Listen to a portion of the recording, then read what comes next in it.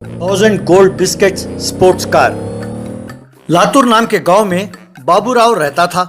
बाबूराव उस गांव में कपड़े इस्त्री करता था। एक दिन बाबूराव की किस्मत खुली और उसने यूरो लॉटरी जीता। उसने 1 करोड़ रुपए जीता। उन पैसों से उसने उस गांव में एक बहुत बड़ा घर खरीदा और काफी जमीन खरीदा। उसने 4 कार खरीदे और पूरे बदन में उसने सोने के गहने पहने। एक दिन बाबूराव होटल गया, पर सारे टेबल लोगों से भरे हुए थे। होटल का मालिक, बाबूराव, यूं रास्ते में ना खड़े रहो, जरा दूर जाके बैठो। जब टेबल खाली होगा तब बुला लूंगा। तुम जानते हो मैं कौन हूँ? क्यों नहीं जानता? इस्त्री करने वाले बाबूराव हो ना? पिछले महीने मेरे कमीज को जला दिया था, मैं तुम्हें कैसे भूल सकता हूँ। तब बाबूराव ने अपने सिर पकड़ लिया और क्या किस्मत है, अब भी तुम मुझे इस्त्री वाले बाबूराव समझते हो? अब मैं करोड़पति हूँ, जानते भी हो? हाँ हाँ जानता हूँ, बस लॉटरी लगने से क्या तुम्हारे औकात बदल जाएगी? जो लोग मेहनत से कमा कर आगे बढ़ते हैं उनकी ठाठ और होती है। उन्हें देखकर इज्जत करने का दिल करता है, पर तुम्हारी शक्ल देखकर वो फीलिंग नहीं आती। मैं क्या करूँ? बाबूराव परेशान हो गया। एक और दिन एक औरत काफी सारे कपड़े लेकर बाबूराव के घर आई। अरे क्यों भाई बाबूराव, आजकल तुम इस्त्री नहीं करते हो क्या? हमारे घर में बहुत सारे कपड़े हैं जिनका इस्त्री करना है। शाम तक उन्हें इस्त्री करके मेरे घर ले आना। कॉलर ध्यान से इस्त्री करना, नहीं तो मेरे पति को बहुत गुस्सा आएगा। बाबूराव समझ नहीं पाया कि वो क्या कहे। आंखों के सामने तारे नजर आए। वो बेहोश होकर गिर गया। उस औरत ने उन कपड़ों के उसके मुंह पर मारा और चली गई। कुछ देर बाद बाबूराव की पत्नी आरती ने उसके मुंह पर पानी मारकर उसे उठाया। बाबूराव उठकर, अब मुझसे और नहीं होगा। ये गांव वाले मुझे अब भी इस्त्री वाला बाबूराव ही समझते हैं। मेरे पैसे और मेरे हैसियत की वो कोई कदर ही नहीं करते। मैंने सोचा सारा गांव मुझे सलाम करेगा, पर ये लोग तो मुझे और कपड़े दे रहे हैं और इस्त्री करने को कह रहे हैं। कल ही कोई आया था और पुराना उधार 10 रुपए देकर गया। ये लोग मेरे बारे में समझते क्या हैं? वो जो भी समझे हमें क्या, भगवान ने हमें इतना पैसा दिया है, बस यही हमारे लिए काफी है। काफी नहीं है, मेरे लिए बिल्कुल काफी नहीं है। इतना पैसा होते हुए भी अगर कदर नहीं है तो क्या फायदा? इसीलिए इन गांव वालों का दिमाग घूम जाए ऐसा कुछ करना होगा मुझे, तब वे मेरे पैरों में गिरकर मुझे साष्टांग प्रणाम करेंगे। देखती जाओ। कहकर बाबूराव सारी रात ये जागकर सोचता रहा कि आगे क्या करना चाहिए। उसे एक उपाय सूझा। अगले दिन बाबूराव ने अपना घर बार, खेत, कार सब बेच डाला। उन पैसों से 1000 सोने के बिस्कुट खरीदा। उन सोने के बिस्कुट से स्पोर्ट्स कार बनवाया।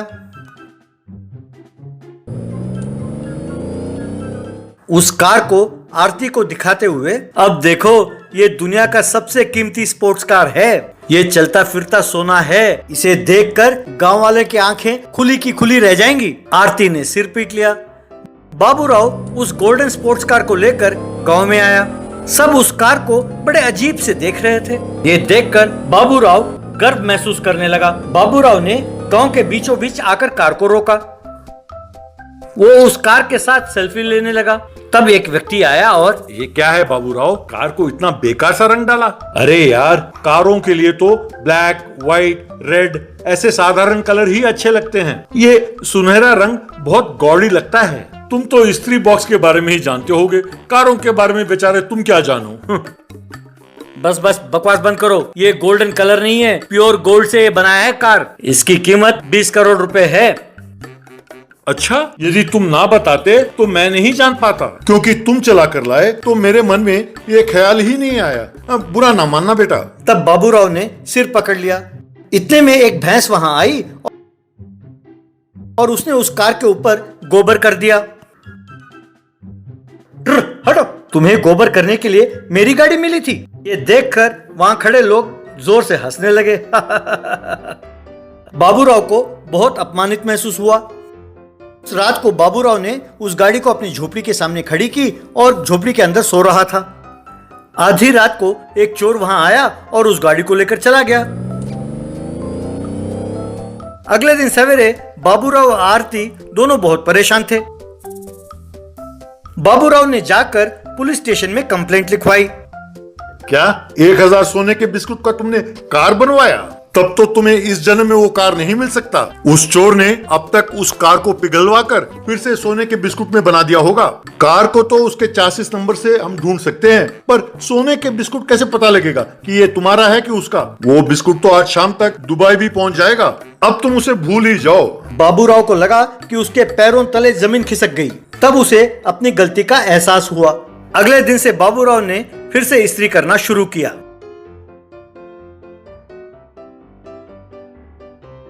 आरती ने आकर, कम से कम अब तो आपको अपना गलती का एहसास हुआ है। इस बात की हमें खुशी है। हमारा सोना कहीं नहीं गया। मैंने ही उस कार को अपनी भाई से कह के चोरी कराया था। उसे फिर से सोने के बिस्किटों में बदल दिया। बाबूराव खुशी से फूलने लगा। उसने आरती को प्रणाम किया। उन्होंने फिर से जमीन और जायदाद खरीदा। गरीबों में दान करते हुए बाबूराव ने पूरे गांव में नाम और शोहरत कमाया।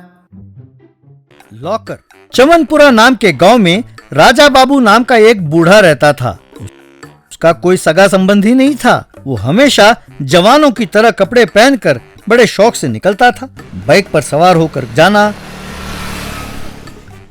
ताश खेलना, शराब पीना, क्लब में जाकर डांस करना जैसे हरकतें करते हुए जिंदगी के मजे लूट रहा था। एक दिन उसकी तबीयत खराब हुई तो एक डॉक्टर ने आकर उसकी जांच की और राजा बाबूजी, चिंता की कोई बात नहीं है, ये एक साधारण सी बुखार है। वैसे इस उम्र में भी आप यूथ की तरह रहने का क्या शौक है? इस उम्र में आपकी देखभाल करने वाला भी तो कोई नहीं है। ये बात आप याद रखना। इसीलिए आप जरा जोश कम करें तो अच्छा होगा। उनकी बातों से राजा बाबू सोच में पड़ गया। अगले ही दिन गांव वालों को बुलाकर, मेरे प्यारे गांव वालों, मैं अभी आपको एक रहस्य बताने वाला हूँ। जैसे आप सब सोचते हैं, मैं कोई अनाथ नहीं हूँ। मेरी पत्नी और बेटा है, पर पत्नी छोटी उम्र में ही मर गई थी। अब बेटा तो जब वो 2 साल का था तब मेले में गुम हो गया। मैं उसी को ढूंढ रहा हूँ। अगर वो मिल गया तो मेरे लॉकर की सारी वस्तुएं उसे ही मिलेंगी। ये सब एक टीवी रिपोर्टर अपने कैमरा में रिकॉर्ड करने लगा। बाद में यही खबर टीवी में भी आया। उसे देखकर बाबुल नाम का एक ठग, वाह क्या हाथ लगाया बूढ़ा, उसे मैं विश्वास दिलाऊंगा कि मैं ही उसका बेटा हूँ। उसके मरने के बाद उसके लॉकर का सामान सब मेरा ही तो है। अगले दिन बाबुल राजा बाबू के पास जाकर पिताजी पिताजी कहकर पैरों को छूने लगा। फिर उन्हें गले लगाकर, मेरे बिना इतने दिन आप कैसे रहे पिताजी? क्या आप जानते हैं कि आपके बिना मैंने कितनी तकलीफ उठाई है? माँ को क्या हुआ पिताजी? कहकर नाटक करने लगा। बेटा तू आ गया। उस दिन मेले में मेरी ही गलती थी बेटा। 2 पेग मार कर आया, तब तक तू गायब हो चुका था। अब माँ कहाँ रही बेटा? वो तो बहुत पहले ही ऊपर पहुँच गई है। हमने रवि बाबू नाम बड़े प्यार से रखा था बेटा। अब वही नाम है या तुमने अपना नाम बदल लिया है? मेरा नाम कुछ भी हो पिताजी, अब से मैं रवि बाबू ही हूँ, आपका प्यारा रवि बाबू। राजा बाबू उसे लॉकर के पास लेकर गया और, बेटा इस लॉकर में ही सब कुछ है। मेरे जाने के बाद ये सब तुम्हारा ही है। एक पिता के नाते मैं तो बस तुम्हें यही दे सकता हूँ बेटा।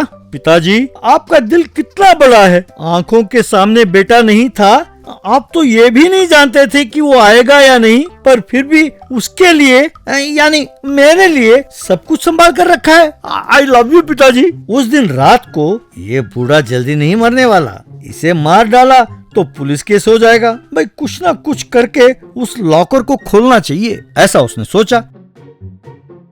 फिर एक बड़े हथौड़े को लेकर लॉकर पर जोर से मारने ही वाला था कि राजा बाबू वहां आकर, क्यों बेटे लॉकर तोड़ने वाले हो? अरे मांगते तो चाबी मैं दे देता। चाबी हमेशा मेरे कमर से ही बंधा हुआ रहता है बेटा। वो अरे मैं क्यों लॉकर तोड़ूंगा पिताजी? यहाँ हथौड़ा दिखाई दिया तो उसका भार देख रहा था पिताजी। मैं लॉकर के लिए नहीं आया पिताजी, मैं सिर्फ आपके लिए आया हूँ। अगले दिन राजा बाबू ने गांव में सबको अपने बेटे से परिचय कराया। मेरे प्यारे गांव वालों, आप लोगों के प्यार और दुआओं के कारण मुझे मेरा बेटा वापस मिल गया है। मेरे जाने के बाद यही मेरा वारिस है। मेरा लॉकर भी इसी का है। हाँ, मैंने सपने में भी नहीं सोचा था कि मैं पिताजी से फिर मिल पाऊंगा। अब से उनकी जिम्मेदारी मेरी है। आप लोग याद रखें कि उनके बाद मैं हूँ। ये सुनकर लोगों ने ताली बजाई। एक दिन राजा बाबू नींद में ही परलोक सिधार गया। बाबुल उसके नाक के पास हाथ रखकर, अरे मर गया, मेरा बापू मर गया, मेरा बापू मर गया, मेरा बापू आउट, मेरा बापू फिनिश कहकर पागलों की तरह नाचने लगा। बाद में घर के बाहर आकर, अरे सभी आओ, अरे सभी आओ, मेरे पिताजी परलोक सिधार गए हैं कहकर आवाज देने लगा। बस सब लोग वहाँ दौड़े दौड़े आए। चलो मर गया, मैं जानता था कि जब तक वो जिंदा है मेरा कर्ज नहीं चुकाएगा। जल्दी लॉकर खोलकर मेरा उधार चुका दो भाई। वो हर महीने बिना चुके उधार लेता रहता था। मैं भी लॉकर के भरोसे ही उधार देती रही। मैंने सोचा नहीं था कि लॉकर खोलने का समय इतनी जल्दी आ जाएगा। अरे कैसे लोग हैं आप? यहाँ ये आदमी मरा पड़ा है और आप लोग उधार की बात कर रहे हैं। अरे मेरे पिताजी के जायदाद के सामने ये उधार क्या चीज है? देखिए अभी लॉकर खोलता हूँ कहकर चाबी लेकर लॉकर खोला। उसमें एक खत के अलावा कुछ भी नहीं था। बाबुल वो खत पढ़ने लगा। इस लॉकर को खोलने वाले सज्जन का मैं आभारी हूँ। मैंने बचपन में ही ये तय कर लिया था कि जिंदगी को एंजॉय करूंगा। इसी के लिए मैंने सारे जायदाद बेच डाला, बहुत उधार किया। 1 रुपए के भी कमाई ना होते हुए अगर मैं ठाठ से जिया तो सिर्फ मेरे लिए हुए उधार के कारण है। जिस सज्जन ने इस लॉकर को खोला है मैं उनसे विनती करता हूँ कि वे मेरे उधार चुका दें और मेरे आत्मा को शांति प्रदान करें। नहीं, ये अन्याय है। इसका मेरा कोई रिश्तेदारी नहीं है। मैंने केवल इसके लॉकर के लिए ये नाटक किया था। क्यों अब ये नया नाटक शुरू किया? अरे गांव में मीटिंग बुलाकर इसकी जिम्मेदारी मेरी है कहकर बोला था कि नहीं? चुपचाप हमारे कर्ज चुका दो कहकर सबने मिलकर उसे मारा।